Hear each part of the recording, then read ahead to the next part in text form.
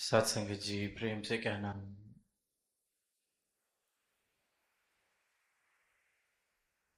यहाँ मदनगीर के इस मैदान में संतों महापुरुषों के वचन भाव सबने श्रवण किए। यही आवाज जो अक्सर कहा जाता है कि कोई नई आवाज नहीं दी जा रही, कोई पहली बार ये संदेश नहीं दिया जा रहा।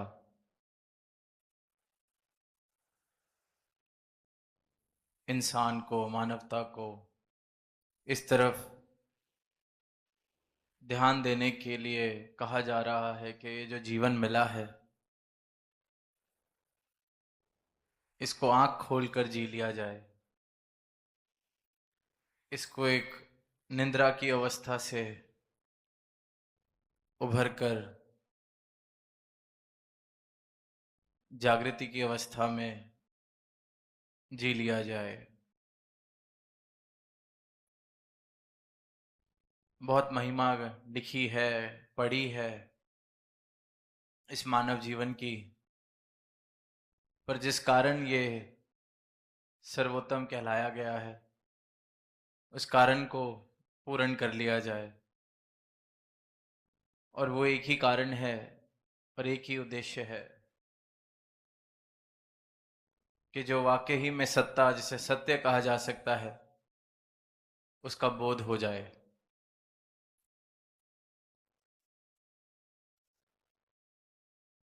जिसे बार बार कहा जा रहा है कि अंग संग बसता है, जिसके लिए लिखा गया है कि शारक से भी ज्यादा नजदीक है, जिसके दर्शन करके अर्जुन ने कहा कि आपके आगे को प्रणाम, पीछे को प्रणाम, दाएं को प्रणाम, बाएं को प्रणाम। जिसकी सर्वव्यापकता का जिक्र हर वेद ग्रंथ, संत फकीर ने किया है। जिसने भी इस एक सत्ता को प्राप्त किया है उसकी गवाही फिर एक जैसी ही रही है।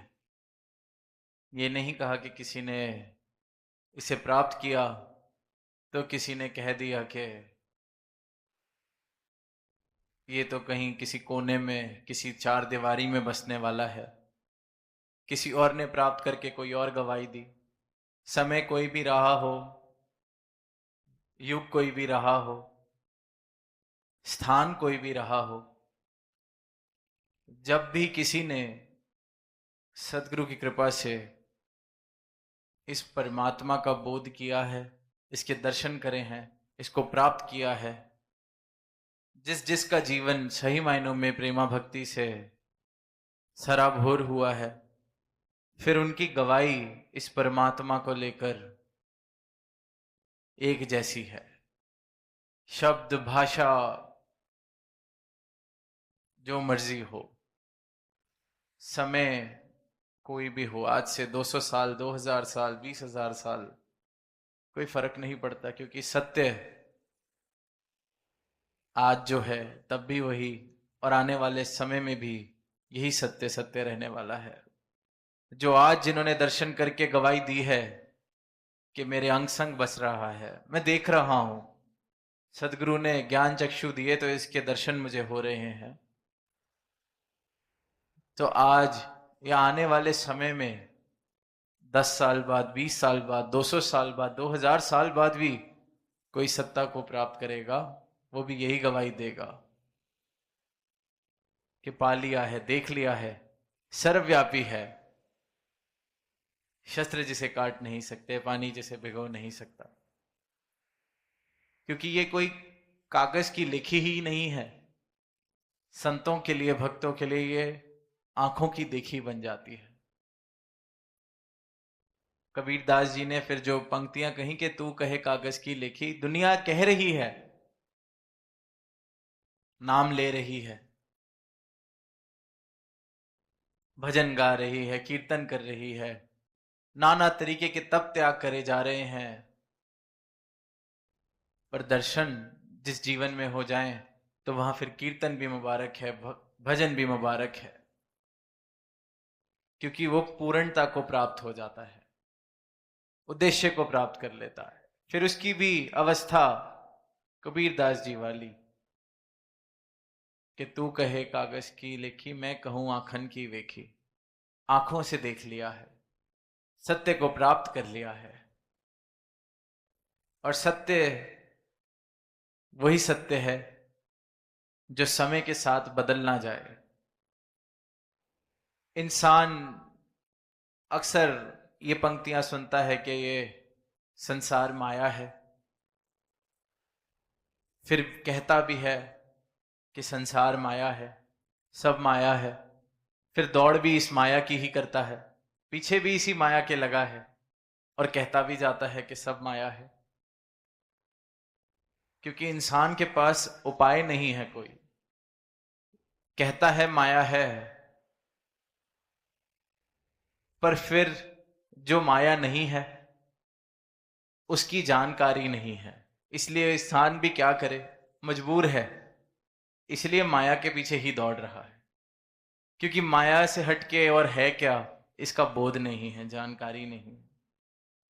और वहीं फिर भक्त संत ब्रह्मज्ञानी महापुरुष ये आवाज देते हैं कि आप ठीक कह रहे हैं कि सब माया है, पर फिर माया से परे जिसने इस माया को बनाया है, जो मायापति है, उसका बोध अगर हो जाए तो जीवन में ये जानते हुए भी कि कुछ साथ नहीं रहना, कुछ हाथ नहीं रहना, फिर यह आसक्ति भरी दौड़ खत्म हो जाती है। क्योंकि ये सर्वव्यापी या विनाशी सत्ता मिल जाती है, इसका बोध हो जाता है।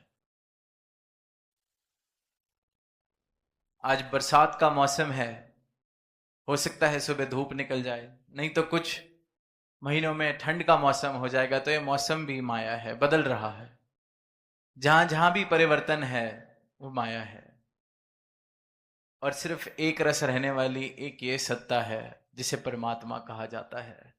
किसी भी नाम से बुला लें, अल्लाह, वाहेगुरु, गॉड, इस एक सत्ता को प्राप्त कर लेना, इसके दर्शन कर लेना, इसको प्राप्त करके अपनी पहचान कर लेना, ये इस मानव जन्म का उद्देश्य है। ये इस मानव जन्म को पूर्ण करता है। ये बोध इस जन्म को पूर्ण करता है। तो ये जन्म मिला है तो ये अपने आप को पूर्ण कर सके। तो समय की अरदास का ध्यान जा रहा है, यही अरदास कि हर एक मानव जिस जिसको ये अवसर मिला है, इस अवसर